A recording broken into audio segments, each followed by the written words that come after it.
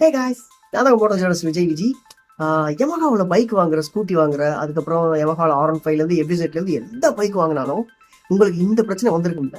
அதாவது இந்த 6 மாதத்துலேயே பேட்டரி வந்து டவுன் ஆகுறது, 6 மாதத்துலேயே பேட்டரியே போயிடும், அந்த அளவுக்குலாம் கம்ப்ளைண்ட்லாம் வரும். அதெல்லாம் என்ன காரணம்னு எனக்கு தெரியுமா? அதுக்கு இதான் உசுர வச்சு ஊஞ்சல் ஆடுறாங்களே தெய்வமே. அட பாவிகளா, இழுத்து போட்டு கொண்டாதீங்கடா. நீயே கீழே வர்ற, முடிய விட்டுறாத. நான் எங்கடா புடிச்சிருக்கேன், நீ தான் புடிச்சிருக்கிற, என்னை விட்டுறா. ஆக்சுவலி சொல்ல போனோம்னா யமஹா பைக்ஸ்ல பார்த்தோம்னா புல்டூத், அப்புறம் வந்து நிறைய எலக்ட்ரானிக்ஸ். புல்டூத் வந்து இப்போ ஒரு வருஷமா 1.5 வருஷமா நினைக்கிறேன், புல்டூத் வந்து புதுசா வந்து நியூ ஃபீச்சர்ஸ் தான் வந்து ஆட் பண்ணிட்டாங்க. ஆனா இது எல்லாத்தையும் ஆட் பண்ண அவங்க வந்து எலக்ட்ரானிக் ஐட்டம்ஸ் எல்லாமே வந்து பேட்டரி வந்து இது வரைக்கும் கொடுத்தது மீடியமான ஒரு லெவலான ஒரு பேட்டரி தான். ஆனா இப்போ புல்டூத் வந்து எக்ஸ்ட்ரா கொடுத்துருக்காங்க பார்த்தீங்களா? இந்த புல்டூத் கொடுத்தது எக்ஸ்ட்ரா ஒரு ஃபியூச்சர்ஸ் தான். ஆனா இவங்க ஒரு விஷயம் என்ன பண்ணிட்டாங்க பார்த்தோம்னா, பேட்டரியோடைய கெப்பாசிட்டியை வந்து அதிகப்படுத்தாம விட்டாங்க.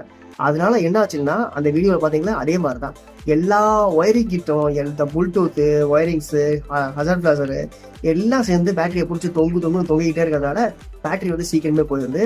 இதனால இதுக்கு வேற வழியே இல்லையான்னு கேட்டால், அது யமஹா வந்து அவங்க கம்பெனி, அதாவது ஒரு ஷோரூம் மேனுஃபேக்சர் பண்ணுற கம்பெனிலே பார்த்தோம்னா பேட்டரியை வந்து சேஞ்ச் பண்ணணும். அப்படி இல்லை அப்படின்னா நம்ம தான் 1 வருஷமோ 2 வருஷமோ ஒரு வருஷம் போனதுக்கப்புறம், அந்த பேட்டரி போனதுக்கப்புறம் வேற நல்ல பேட்டரியாக வாங்கி நம்ம தான் மாற்றிக்கணும். இந்த கம்ப்ளைண்ட் வரும். இந்த பேசிக்காகவே இந்த கம்ப்ளைண்ட் எல்லாருக்குமே வரும். யமஹா வச்சுக்கோங்க எல்லாருக்குமே. உங்களுக்கு புல்டூத் வேணும்னா வச்சுக்கோங்க, வேண்டாம்னா அதை கட் பண்ணிடுங்க.